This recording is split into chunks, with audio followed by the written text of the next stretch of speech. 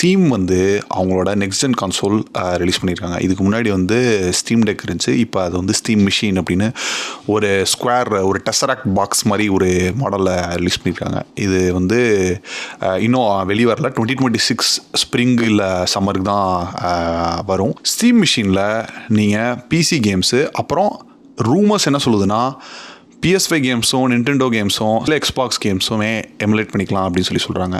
So இது வந்து ஒரு பாத் பிரேக்கிங்கான ஒரு டிவைஸாக இருக்கும்னு சொல்லி இண்டஸ்ட்ரியில் பேசிக்கப்படுது. இந்த டிவைஸை நீங்கள் வந்து ஒரு ஹைப்ரிட் கேமிங் கான்சோல்னு கூட சொல்லிக்கலாம். பிகாஸ் எல்லா விதமான கான்சோலோட கேம்ஸுமே இதில் விளையாடலாம் அப்படின்னு சொல்கிறதுனால. ஸோ ஸ்டீம் மிஷினில் இருக்கிற ஹார்ட்வேர்ஸ் வந்து நம்ம பார்த்துடலாம்.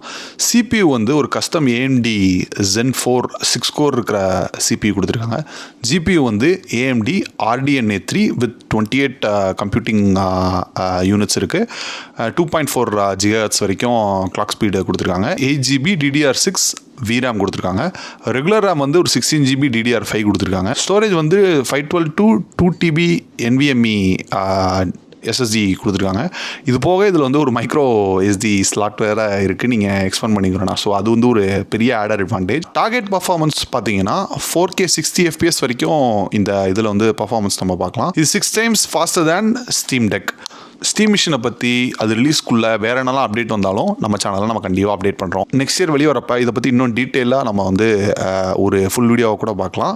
இது மாதிரி more information videos, facts, games பற்றி, கேம் பிளேயை பற்றி நீங்கள் தெரிஞ்சுக்கணுன்னா பழைய கண்ட்ரோலரை இன்ஸ்டாகிராமில் ஃபாலோ பண்ணிக்கிங்க, யூடியூப்பில் மறக்காமல் சப்ஸ்கிரைப் பண்ணிக்கிங்க.